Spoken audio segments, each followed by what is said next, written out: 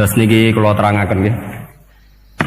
Tentu masyhur sekali nggih di antara yang difahami semua ulama bahwa Quran itu bisa mensyafaati nggih. Masyhur sekali bahwa Quran itu bisa apa? Mensyafaati.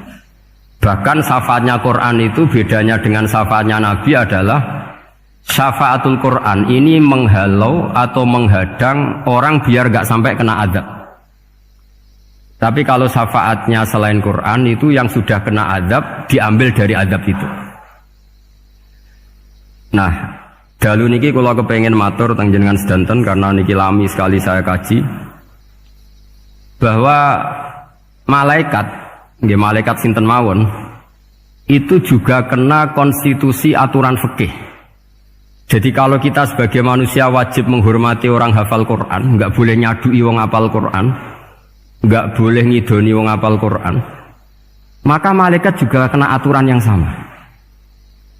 Karena dia, malaikat ini termasuk makhluk yang mukallaf, makhluk yang kena tatanan Allah Subhanahu wa taala. Sehingga Rasulullah sallallahu alaihi wasallam dawuh, surat Tabarok disebut Al-Munjiyah, Al-Waqiyah, surat yang bisa menyelamatkan yang hafal dari siksa kubur. Pokoknya singkat cerita, ada orang itu fasik, mungkin ya layak disiksa. Pas sampai disiksa malaikat, surat Tabarok muncul menjelma sebagai seseorang. Kalau kamu menyiksa orang ini berarti nyiksa saya. Terus kata malaikat, anti min kalamillah, ya rujuknya memang perempuan karena surah itu dari muannas karena ada taknya.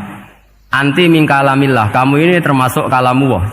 Wa ana akrahu musa'ataki, tentu aku gak berani menyiksa kamu. Ya terus berdebat kata malaikat, ini orang nggak bener, ini orang fasik, saya harus mukuli dia. Kata surat Tabarok, sak fasik-fasiknya aku itu neng hati ini, kena nyiksa dekne nyiksa aku. Wahnya debat karena nggak ada mahkamah konstitusi. Terus walhasil terus malaikat bilang gini, ya sudah kita lapor kepada Allah Subhanahu wa taala. Lapor, akhirnya surat Tabarok ini cerita ke Allah, ya Allah, ini orang setiap kali datang ke saya dari sekian surat-surat yang ada di Quran, orang ini milih saya, yang dipelajari ya saya, yang dihafalkan juga saya. Ini kata surat Tabarok kepada Allah.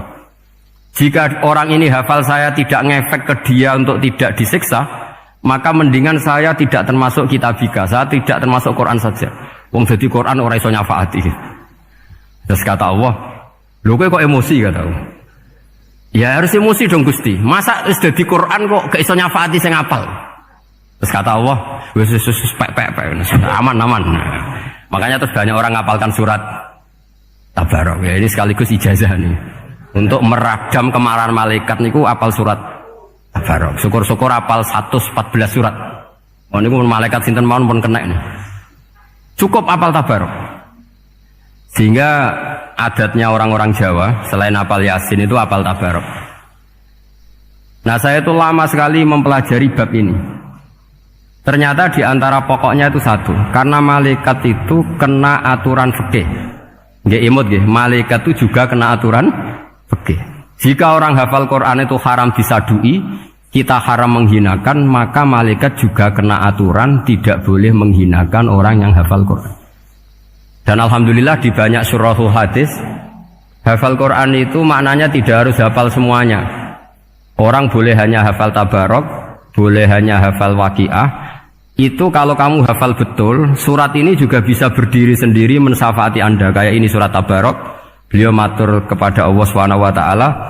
Redaksinya gini, inna fulanan amida ilayya min baini kitabika fata'allamani wa ta'alani. Jadi dari sekian surat yang ada di Quran, orang ini selalu milih saya ya Allah. Jadi gampangannya surat Tabarok, wong saya diprioritaskan orang ini kok saya dingin-dingin saja ketika mau jenengan siksa, ini enggak fair.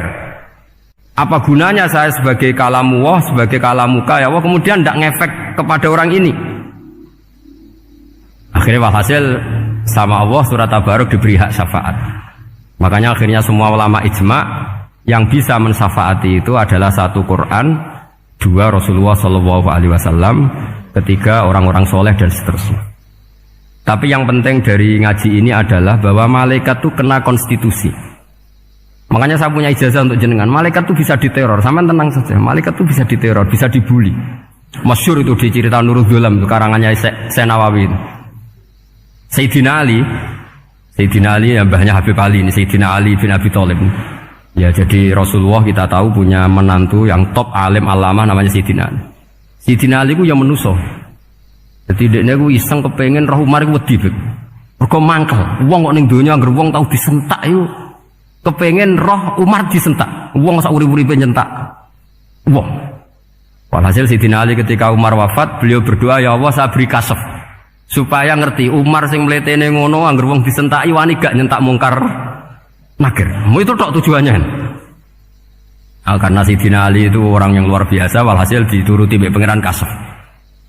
Wasaf melihat mungkar nakir datang itu matanya kalkidril ghali kayak apa panci yang menganga. Seru. Umar baru bangun dari kubur. Sayyidina Ali sebenarnya ingin melihat kalahnya Umar, sebetulnya niatnya itu ingin melihat kalahnya Umar. Ternyata Umar tersinggung, langsung berdiri. Hei malaikat, kamu itu harus punya akhlak. Kamu tahu saya siapa? Saya ini temannya kekasihnya Allah. Yang diandalkan temannya, bukan dia. Jadi boleh lah neror malaikat itu boleh. Kamu tahu saya ini siapa? Saya ini temannya kekasihnya Tuhan, kekasihnya Allah. Ya ke sopo, kancane Nabi Muhammad. Itu panik mungkar nakir. Panik terus matur Allah, ya Allah ini ada orang yang saya teror malah saya diteror. Siapa dia? Umar, temannya kekasihmu. Kata Allah, yo kowe yo sing di akhlak sithik, mosok ambek kancane Nabi gitu. Semenjak itu terus sopan, jawab mungkar nakir. Tapi Sayyidina Ali gagal ngelihat Umar kalah. Padahal cita-citanya kepengin Umar sekali-kali kalah. Jadi ada sekian cara untuk apa kalau dibahasakan untuk meredam malaikat. Masyhur ada ulama alim alama pekerjaannya mengajar tauhid. Ngajar tauhid lah, mungkin tauhid primbon sampai tauhid apa. Ketika meninggal sama malaikat masih ditanya marbuka, manabuka dan seterusnya. Imam Malik datang, "Hei malaikat, ini guru tauhid, saurip-uripe mulang tauhid. Kowe ora tau mulang kok takok sing tukang mulang. Sing sopan." Ya sudah enggak usah tanya. Jadi cerita seperti ini mungkin orang lain boleh nggak percaya, tapi itu mudawwan, dibukukan di beberapa kitab, dan saya percaya itu karena secara umum kaidahnya adalah ala inna auliya Allahi la khaufun alaihim wa lahum yahzan. Tetap lahumul busyra fil hayatid dunya fil akhirah. Hanya kalau wali itu ngalami ketakutan ketemu mungkar nakir, berarti dia tidak punya busyra fil akhirah. Padahal para wali ini dijamin punya busyra, mendapatkan gembira di dunia, juga mendapatkan gembira di akhirat. Artinya kalau para wali ngalami ditanya mungkar nakir terus takut, apa mana bayangno kepuyah-puyah, wah itu lahumul busyra. Jadi ini, makanya zaman nanti kalau ditanya mungkar nakir, marbuka, saya guru tauhid. Ngajar di Qudsiyah kelas 6. Nah, harus jelas. Saya kalau ditanya juga gitu, saya guru Minhajul Abidin, ngajar di Habib Ali gitu. Minhajul Thalibin, harus jelas. Kalau Pak Najib lebih gampang, ketua menoro. Lebih gampang lagi. Enggak apa-apa. Kalau karena malaikat itu ternyata mukallaf. Mukallaf itu kena aturan hukum. Enggak boleh dia selonang-selonong. Kena aturan hukum. Makanya fa inna Allah ta'ala la yu'adzibu qalban wa al-Qur'an. Allah tidak akan menyiksa hati yang ada di Quran. Kalau orang hafal Quran sampai mati, artinya dia membawa Quran. Dan artinya apa? Malaikat kena aturan tidak boleh melecehkan orang yang membawa Al-Quran. Sehingga surat Tabarak gak terima. Ini orang ini hafal saya. Kalau kamu mukulin dia, kena saya. Tapi ini orang fasik. Tapi saya di situ. Kalau mukulin dia, kena saya. Akhirnya kompromi, terus konsultasi bi Allah. Akhirnya dibenarkan surat Tabarak. Ya, terus ini sudah clear ya, lolos ya, mungkar nakir lolos. Baru kayak surat Nabi. Tabarak. Mungkin-mungkin buatan dites malih, nak dites malih ndredeg keliru ribet. Tapi saya percaya itu ya. Saya tidak bisa membayangkan ya. Ketika Quran disifati Rasulullah SAW bahwa Quran itu syafa', memberi syafaat, kemudian itu tidak ngefek. Saya itu keberatan sekali. Begitu juga apalagi ya, misalnya Rasulullah disifati aqrabin nas, ahabbin nas ilallah, kemudian tidak ngefek bisa memberi syafaat. Itu tidak fair. Pasti orang-orang dekatnya Allah ini bisa memberi apa? Syafaat. Karena status kedekatannya Rasulullah SAW diantaranya adalah hak memberi apa? Syafaat. Karena malaikat yang semuanya itu kena konstitusi. Saya punya kitab syarahnya Bukhari banyak saya punya. Itu diantaranya riwayat dari Ahlul Bait dari Sayyid Ali Zainal Abidin Anil Husain an Abihi an Rasulillah sallallahu alaihi wasallam. Itu riwayatnya adalah ketika nanti di mahsyar itu ya tidak usah kamu bayangkan ya karena ini bila kaifin walan hisorin. Itu Nabi diantara Jibril dan Allah. Kemudian tentu yang akan masuk surga itu orang-orang yang sudah jelas surganya, kayak para nabi, para wali, para habaib, para orang-orang pilihan, itu jelas surganya. Tapi apa yang terjadi? Allah itu, ya tentu Allah zat yang maha tahu, sudah sangat tahu. Itu Nabi usulnya itu hanya satu, Ai Rabbi. Saya masih apal teksnya, memang tak apalkan karena ini tak mau tak pakai senjata untuk ketemu para malaikat. Bukan ya Rabbi, kalimatnya Ai Rabbi. Ai Rabbi ibaduka abaduka fi atrofil ardi. Lho Gusti, yang nyembah jenengan bukan hanya orang Kudus tok, bukan orang Menara tok, bukan madrasah-madrasah elit tok, bukan sekolah-sekolah Anggulun tok. Banyak orang yang di tengah hutan juga nyembah jenengan, banyak orang yang kerja di Korea juga nyembah jenengan, banyak orang dengan segala kemiskinannya juga nyembah jenengan. Tidak hanya orang-orang mainstream ini yang nyembah jenengan. Akhirnya Allah ini terus nyari orang-orang yang enggak jelas alamatnya, enggak jelas statusnya. Tapi di hatinya hanya masih nyembah Allah Subhanahu wa ta'ala. Ini termasuk berkah dari rahmatnya Rasulullah sallallahu alaihi wasallam. Jadi nanti yang jelas ya tentu akan dapat surga karena posisinya jelas. Yang enggak jelas diusulkan sama Rasulullah, Ai Rabbi ibaduka abaduka fi atrofil ardi. Itu luar biasa. Saya pernah ke Korea itu haru karena di sana ya ada yasinan, ada dibaan.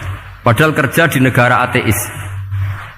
Itu kalau mereka sholat, itu nyuri-nyuri waktu makan sholatnya itu di kamar mandi. Ya jangan bayangkan kamar mandinya kayak di sini yang sempit juga. Kamar mandi di kota-kota itu kan mungkin lebih bagus dibanding kamar tidur jenengan.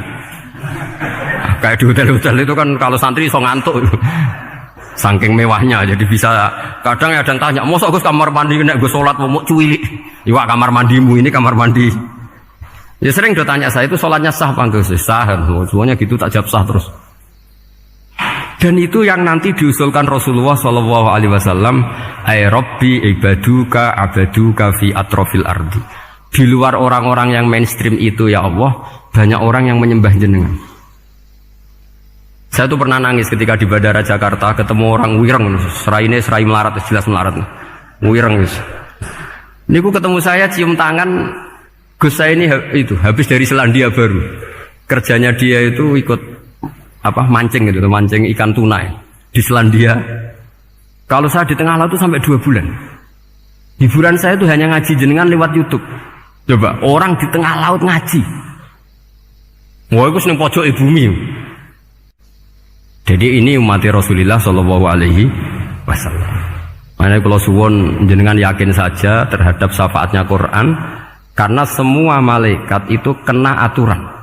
Di antara aturannya adalah tidak boleh menyiksa orang yang di hatinya ada Al-Quran. Fa inna Allaha ta'ala la yu'adzibu qalban wa al-Qur'ana. Karena Allah tidak akan menyiksa hati yang ada di Quran, yang ada Qurannya. Sehingga memiliki jelas gini riwayat saking Ibnu Katsir. Sebagai pulau percaya, apalagi ini didawuhkan Rasulullah SAW bahwa surat Tabarok adalah disebut munjiyah. Penyelamat juga disebut wakiyah, penjaga. Lalu biasanya orang-orang yang nggak percaya syafaat itu pertanyaannya adalah kan manusia itu wa alaysa lil insani illa ma sa'a. Manusia itu hanya bisa membawa bekal apa yang pernah dilakukan. Itu dijawab oleh ulama-ulama kita ahli sunnah wal jamaah. Entah perlu ditambahi An-Nahdliyah apa enggak tahu saya. Saya ini kata orang banyak termasuk pengurus PBNU, tapi saya itu tetap nggak pati srek. Kalau ahli sunnah saja, tidak usah ditambahi An-Nahdliyah. Karena nanti malah tidak global ini ahli sunnah kok lokal ini jadi ribet. Ya tapi kalau kita di Indonesia ya ditambahi An-Nahdliyah tidak apa-apa. Karena mau tidak mau memang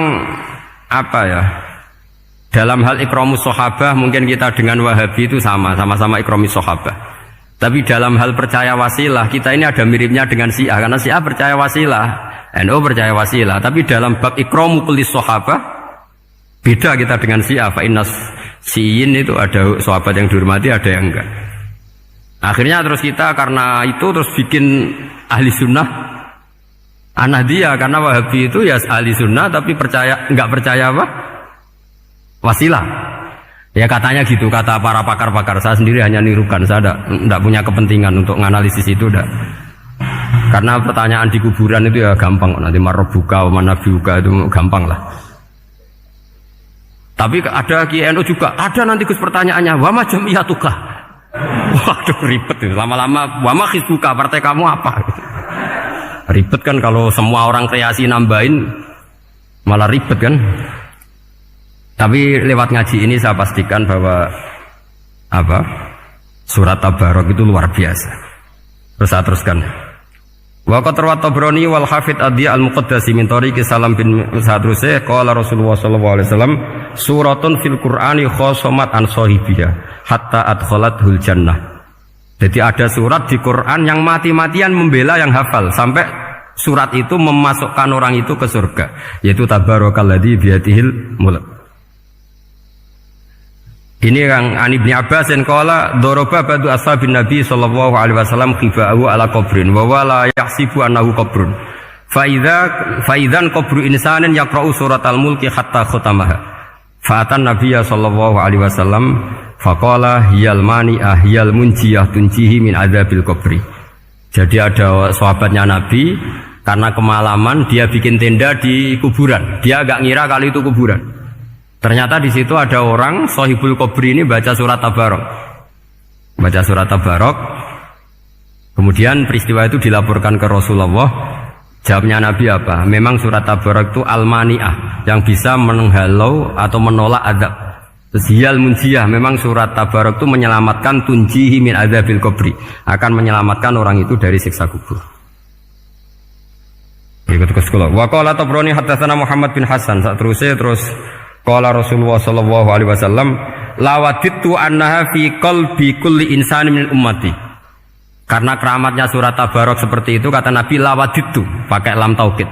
Yakti seneng ingsun annaha di surah yaitu Tabarok fi qalbi kulli insani min ummati. Karena keramatnya surat Tabarok seperti itu, saya suka kalau semua umat saya itu hafal itu. Nah, alhamdulillah barokahnya didikan para kiai, para guru, hampir semua kita ini hafal surat Tabarok. Daripada yang kampanye harus hafal Quran semua, ya sudahlah, ini al-maisur la yasqutubil ma'sur atau ma la yudraku kulluh la yudraku kulluh. Jadi saya itu punya santri orang Sulawesi. Itu dulu guru gitar. Santri di Jogja, dia dulu sekolah kesenian di Jogja terus jadi guru gitar. Saya ini kan kiai fikih. Saya mazhabnya sama dengan Pak Najib, termasuk ngaramkan gitar saya ini. Mau tak haramkan kok ora gelem ngaji malah ribet, tak halal nang gitar kok tak halal. Wis meneng ae. Semeneng ae. Saya niru Mbah Mun, nek ono jawabane semeneng gak. Ya takok kadang, Gus, main gitar hukumnya piye? Kurang pegawean tak jawab. Halal tak haram, Gus? Kurang pegawean sejelas. Halal haram takok ribet. Tapi yang unik dari itu apa? Tiap tahun Beb itu datang ke saya setor surat Tabarok. Kadang ya setor 5 ayat, 20 ayat, sampai khatam. Naik pesawat dari Sulawesi. Gara-gara ngaji saya, sudahlah Gus, sementing aman. Jadi, aku ning donya wis main gitar saenakku, nak gak apal Tabarok bahaya gitu.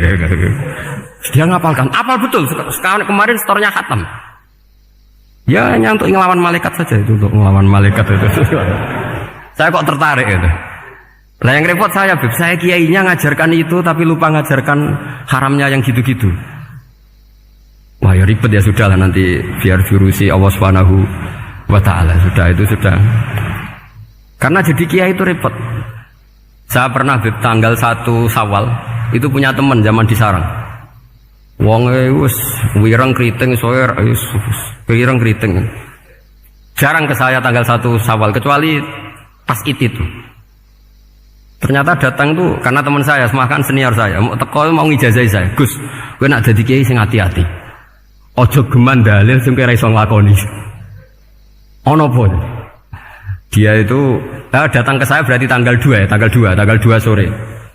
Dia itu pas Idul Fitri itu pidato Man shoma Ramadan wa atba'ahu sitan bin Syawal fa ka'annama shoma dahrakullah.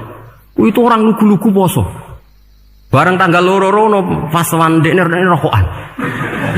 Wong lugu-lugu, wah rugi bah aku poso jebule jenengan ra kena dinut. Jadi semuanya yang poso 6 hari itu ngikuti kiai itu. Ternyata pas disowani pas rokokan, rugi bah aku anut jenengan. Tak nut-nut poso jebule jenengan gak poso. Aku yang meneng ngene, lha opo kowe dalil ngono barang ngono lha opo ora iso nglakoni. Makanya ini hati-hati para kiai, nek dalil sing ora iso nglakoni ora usah. Nak khutbah id ora usah cerita poso 6 hari, kok malah diciri orang. Ya cerita wae wong nak berposo dosane di sepuro insyaallah, pokoke yang gampang-gampang saja. Nak dolan ning gone wong awan-awan dosa ganggu. Nak ra dolan sombong kegelem silaturahim. Wae ngomong yang umum-umum saja. Jangan dalil poso 6 apa? Hari itu sekali ada yang anut ternyata kamu tidak bisa, wah itu repot.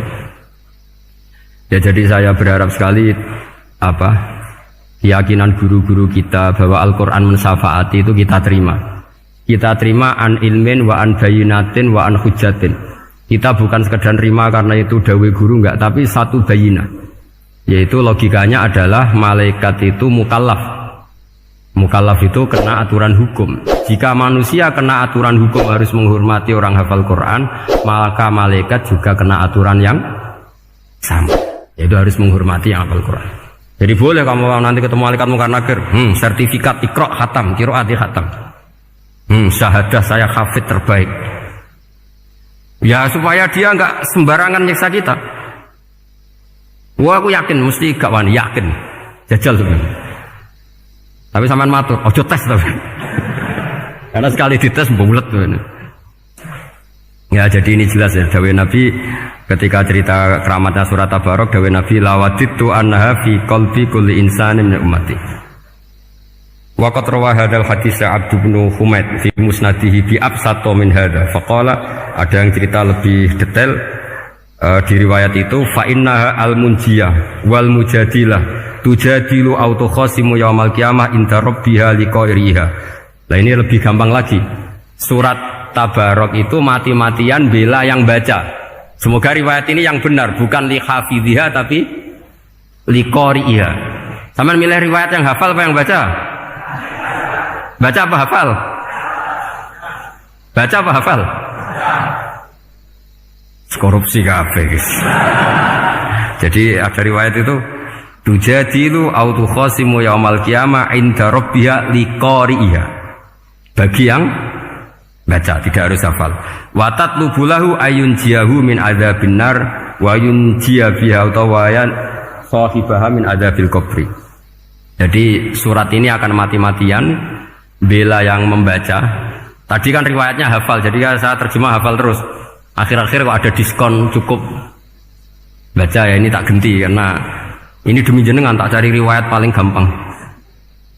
Sebetulnya ini enggak etis, kayak ilmu pesanan. Ya, tapi ya sudah, memang ada riwayat apa? Liqariha. Akhirnya Nabi ya, lagi-lagi menutup dawe lawaditu annaha fi qalbi kulli insani min ummati. Saya suka lawaditu itu pakai lam li taukid itu. Lawaditu annaha fi qalbi kulli insani min ummati. Tapi saya suka sekali kalau itu ada di hati semua umatku. Artinya gini, dari sekian riwayat sebetulnya itu kuat riwayat yang hafal. Karena Nabi selalu menutup dengan ngendikan saya suka kalau itu ada di hati, selalu ada di hati. Itu artinya hafal apa baca? Lu menengah sampai pucat kandani kok angel teman. Hafal apa baca? Lawaditu annaha fi qalbi kulli insani min ummati. Itu hafal apa baca? Apa? Hafal. Ya berarti hafal. Ini yang hafal Tabarok berapa? Semua ya? Hafal semua? Aman berarti, no? Jadi kulo niku gak ada kitab banyak tentang usul fikih. Sebenarnya kepentingan saya itu bukan masalah usul fikihnya, tapi kepentingan bahwa konstitusi ilmu, saya ulang lagi apa, konstitusi ilmu yang difahami ulama ummati Rasulullah sallallahu alaihi wasallam Itu ternyata fa inna ta'ala bahabihim al malaikah. Allah itu bangga sekali dengan para malaikat. Makanya kamu harus ngaji usul fikih, ngaji apa saja. Karena malaikat itu tidak bisa mikir kayak jenengan, yang bisa mikir itu jenengan. Sehingga ketika presentasi cara bahasa sekarang, termasuk keramatnya Imam Amudi, itu ada cerita ini ada di Nailul Ma'mul kalangannya Syekh Mahfud At-Turmusi.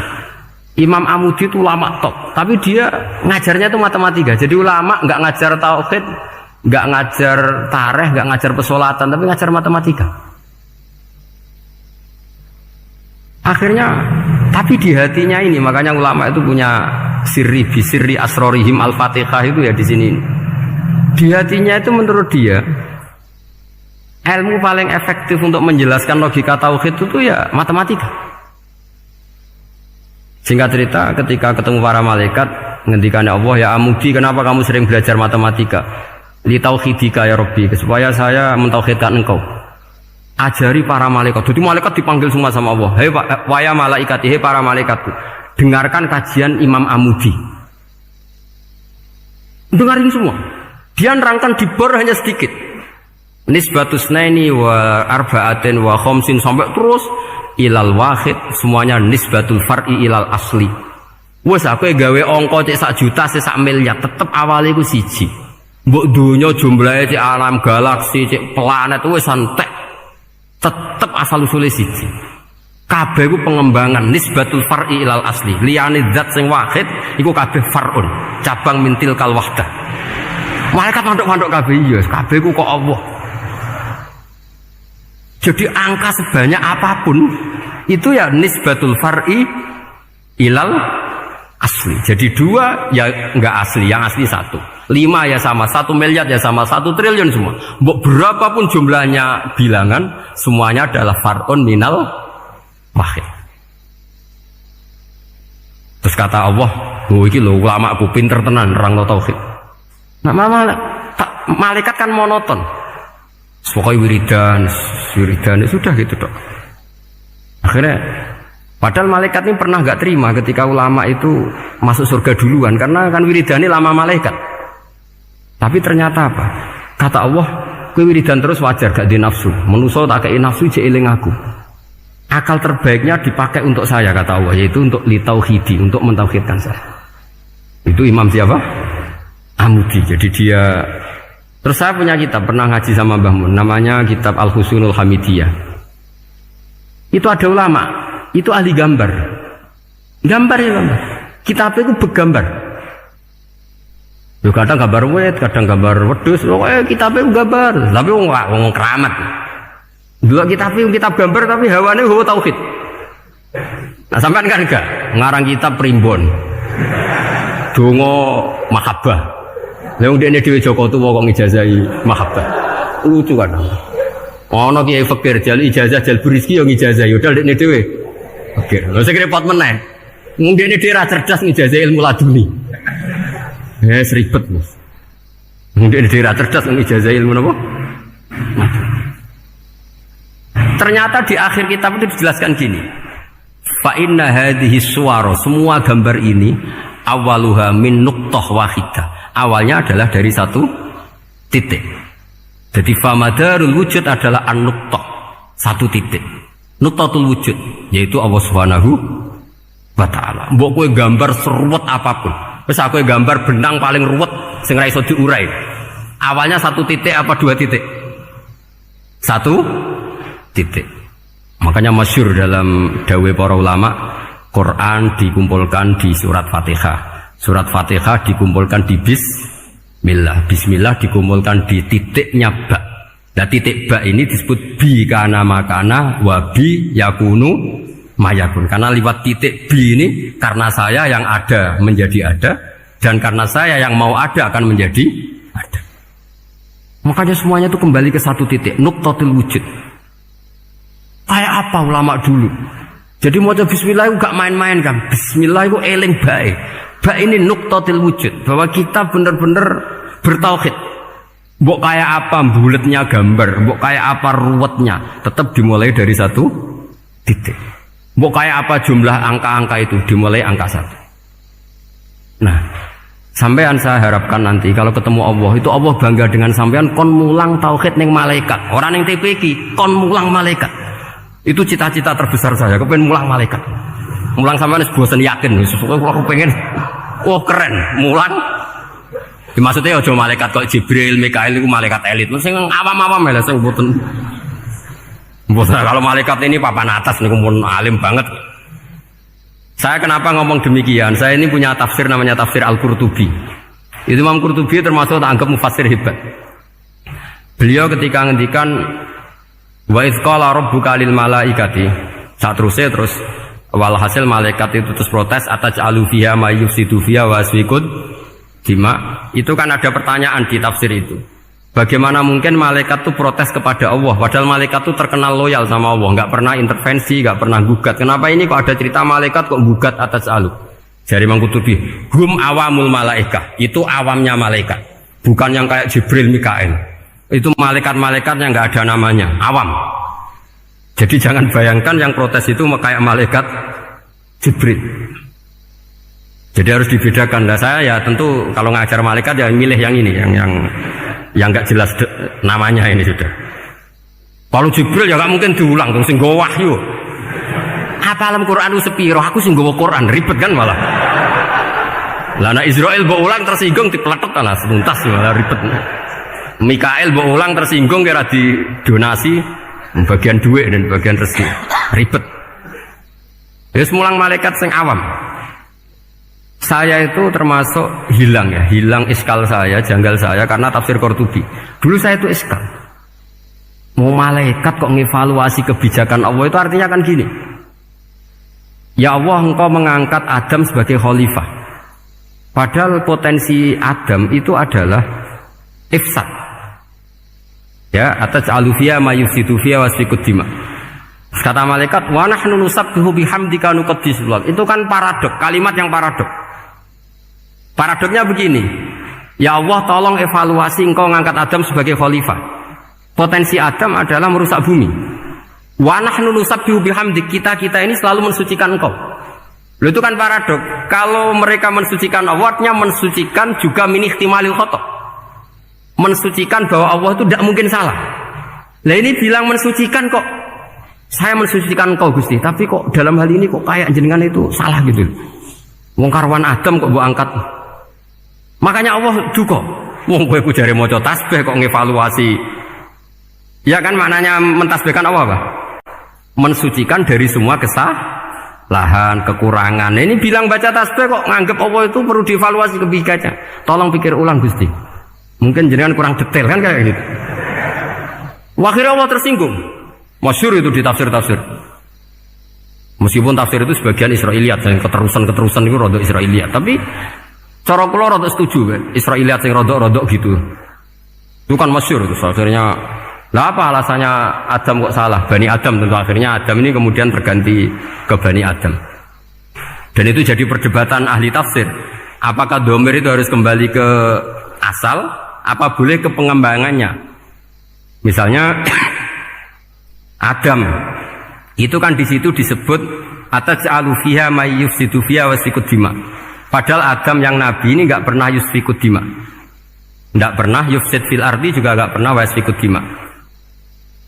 Ya, saya ulang lagi, Adam yang nabi itu kan enggak pernah ngalami ataj'alu fiha may yufsidu fiha wa yasfikud dima. Berarti Adam ini nanti yang nakal, yang sampai senang berteman darah itu Adamnya apa anaknya? Anaknya kan? Itu jadi perdebatan ahli tafsir. Walhasil singkat cerita, malaikat ini tidak salah. Nyatanya kita tahu kan perang di Irak, di Syria, perang zaman Belanda, Bani Adam itu senang safkud dima. Tapi ternyata malaikat ini ditegur sama Allah. Yusbiya manusia itu salah itu dia nafsu. Gue bener mergo ora tak kei nafsu. Masyhur terus dicerita Israiliyat itu ada malaikat, dia jajal Gusti. Juajal tenan dikai nafsu, medun ketemu wong adus langsung merkosa. Gaweanan sih, ora kenalan sih. Terus dari Allah, wah lumayan menungso, ana mukadimah ka ora-uran ae. Walhasil terus malaikatnya ape terbang nggak bisa. Ini kata cerita Israiliyat, kamu harus menentang cerita ini. Tapi saya setuju. Singkat cerita, pertanyaannya adalah, mungkinkah malaikat melakukan kesalahan? Padahal termasuk salah adalah protes kepada Allah Subhanahu wa ta'ala. Itu dijawab oleh Imam Qurtubi, hum awamul malaikah. Itu awamul malaikat. Jadi kita harus membedakan malaikat yang papan atas, yang ashos. Kalau dalam tafsir modern disebut malaikat sing ashos.